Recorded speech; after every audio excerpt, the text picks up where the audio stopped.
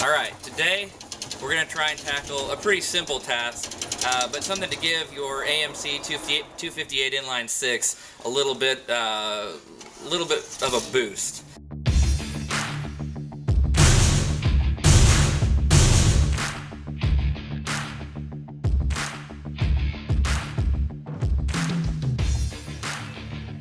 Okay, it's an ignition upgrade that's very common with these things. A lot of times people do a Chevy HEI upgrade, and that's really good, but you have to put a new distributor in. It's a little bit more expensive.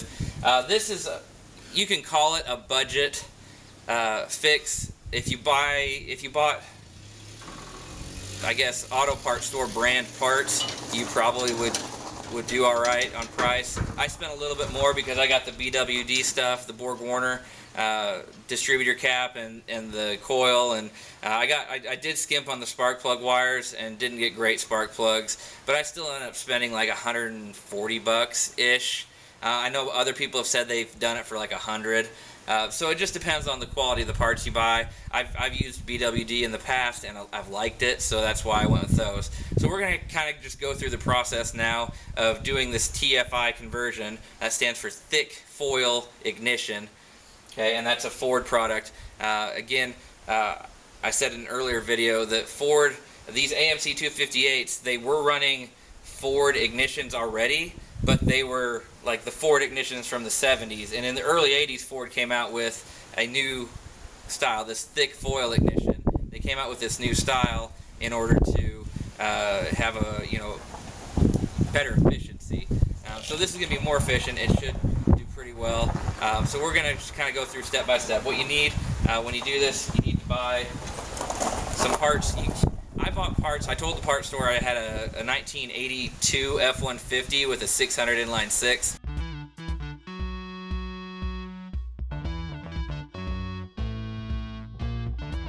So basically you need to get a new distributor cap, an adapter to go over your old distributor, a new rotor, a new coil, bigger coil with more spark, more fire. New spark plugs and new spark plug wires. So we're going to start taking the old stuff off, and then we'll get started on putting everything else back on. And you also need some wiring to hook up the old coil wires to the new coil, because you've got to put the new coil in a different spot. But we'll get to that in a little bit. So we're going to get started and kind of go through step by step on how to do a TFI conversion on the AMC 258 inline 6. So you want to make note while you're doing this, to make it a little bit easier, to maybe take a picture of the distributor cap and where the wires are, so you can get the firing order right with where everything's set up. So we'll go ahead and we'll take a few pictures and make sure that everything, we can track everything that we're doing here, so we make sure we get the wires put in the right spots.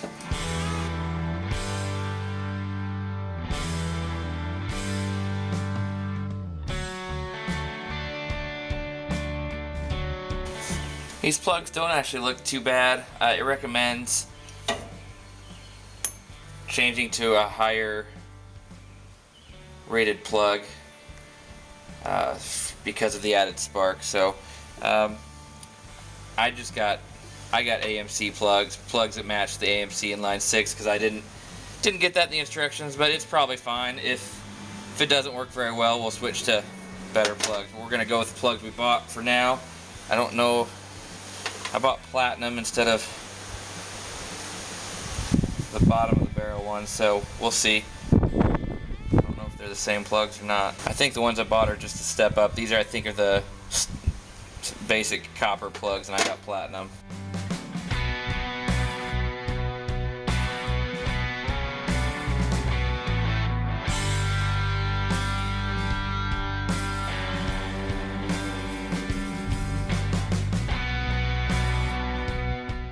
Alright, now we're just gonna remove the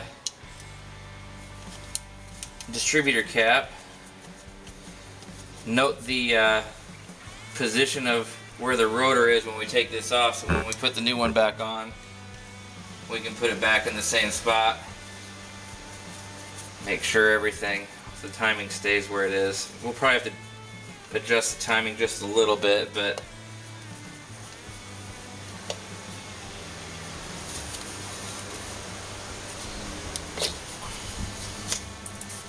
don't think I'll have to do too much.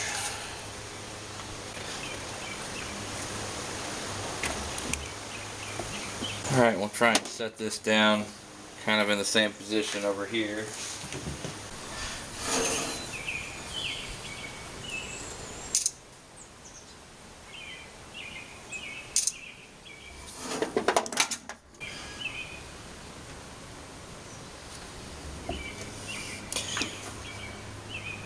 So again, we'll just take off the old cap, or rotor, sorry, rotor.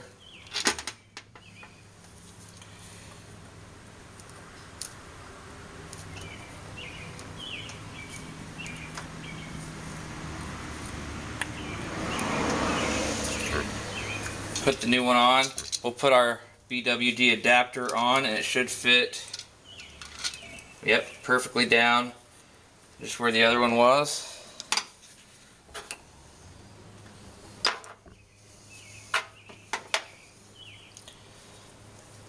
This is about as easy as you can get as far as upgrading your ignition goes.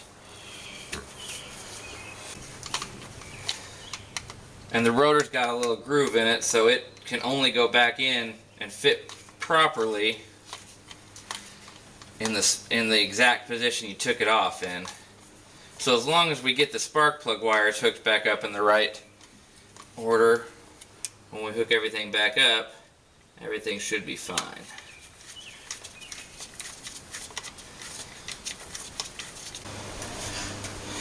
Alright, we're going to put this cap back on, this cap on. You can see it's quite a bit bigger than the stock cap. Okay, it's even got a 1 right here to tell you where to put it on, about where to put it on. Yeah, it's 1 right there on this cap too. So your number 1 cylinder is right here. I took a picture just in case, but it's pretty much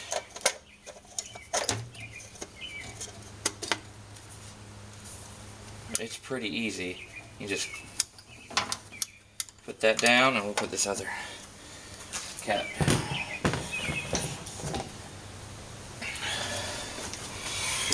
And you can always look up the firing order online. I don't know it off the top of my head.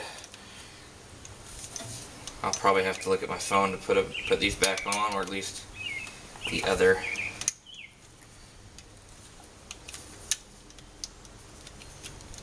The picture of the cap. There we go. Got the cap on. We just need to gap our spark plugs, put those in, and then we'll attach the wires and install the new coil, which we'll have to put the coil in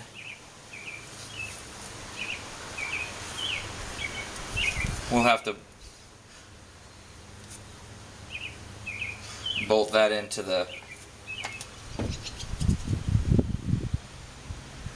somehow bolt that into the inner fender here. We'll figure that out. Alright, instead of mounting it to the inner fender, I had to switch some wires around, just one wire, and I mounted it into the jack mount on here, which the wire still, it's not permanent. It's stretching it a little bit more than I like, and it's in here pretty good, but I don't know what kind of connection I'm getting with this wire here. It's a little bit farther away than it needs to be, but all I have to do is rig up a wire to go from this, which powered the old coil, to here. Just need to add some connectors, maybe snip those wires off, and run a wire between the two, and we'll be good. So I'll get that done, and we'll hopefully try and fire it up.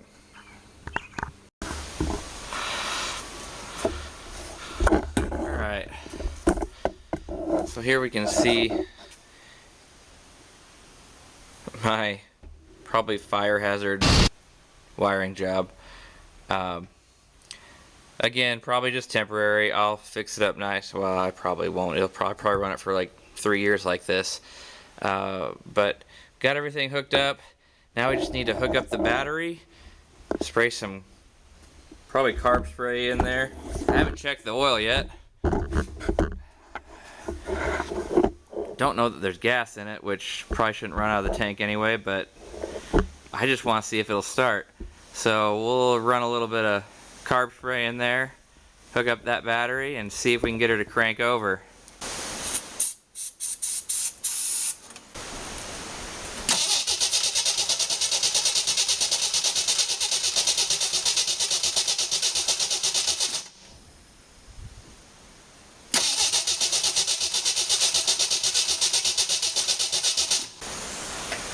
It seems as if there's still no spark. I may have to do a few other things to see what I can figure out.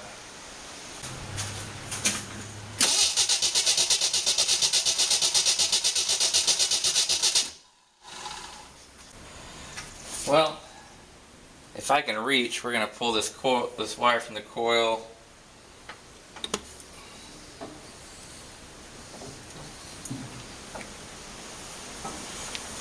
To the distributor off, and we'll see if I can crank it and see if there's a spark coming out of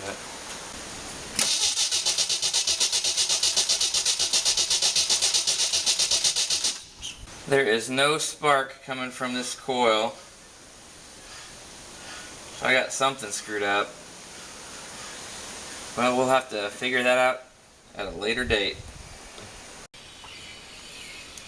Alright, so to get it running, I figured out probably need to change the ignition control module. You can see there's the old one. It's old. There's the new one. You can see we have a problem here. This OEM new one has these two plugs. You can see the pigtail setup on this old one. It's got a bunch of different colored wires than this. And the wires coming out the back are even different colors. So I think I figured out which wires go with what. There's only 6 wires on the new module, and there's like 8 on this one. I know that light blue wire is not of use. I think that yellow wire on the bottom is also not anything I need. I think I got it figured out, so we're just gonna cut all the wires and hardwire it together rather than try and find a pigtail at the parts store and go into town and all that good stuff. So I'm gonna do that. And then hopefully we get it figured out and I get it wired correctly and I don't shock myself or blow something up or catch something on fire. I'm just going to do that because that'd be a boring video. So I'm just going to do that and we'll come back when it's done to see if we can actually get it started. Alright, you can see my expert wiring job there. Looks like something you might see on Vice Grip Garage. I think I got it wired up right. I mounted my coil right there, so we're all hooked up. I'm going to have my handy helper Micah go turn the key and see what happens. We'll see if we start a fire or I don't know. Does that fire extinguisher work? Yes. Okay, good. I think. Oh no. The brake light is on. That's fine. Crank it till I tell you to stop. Well, now we've got no starter either. I must have done something wrong. Back to the drawing board. Alright, now we're going to learn how to install the ignition control module for real. Please take note, the ignition control module on a 258 inline 6 on a Jeep is on the driver's side underneath the washer fluid bottle. Oh, I'm sorry, the coolant overflow bottle. It is not this little box here that is mounted down there. So whatever you do, do not think you got the wrong plug and cut all the wires and try and just hot wire everything or hardwire everything, because it will create a mess and it will take extra long to wire up your ignition control module. It is supposed to come with these two plugs on it. And if you're smart, unlike I was, you will see that those two plugs are down there. And you can just plug them together. But now I'm going to have to cut wires apart, wire it in, because I'm an idiot. Alright, well, I think that's about all we need for that. Alright, I finally got the ignition control module wired up the way I think everything should be. So hopefully, we're going to try and start it. I've got some starting fluid in already. Got my buddy Jack here. It'll probably scare him. I hope not. We'll see. And we'll see if it just turns over, because really, it's not going to run right now. It's got old gas in it. I probably need to drain that. It's probably fine. I've got to reattach a bunch of stuff that I disconnected. I just want to see if it turns over, and then we'll call this video good. And we'll go from there on other videos. Part 2 might be driving it for the first time. We'll see. Alright?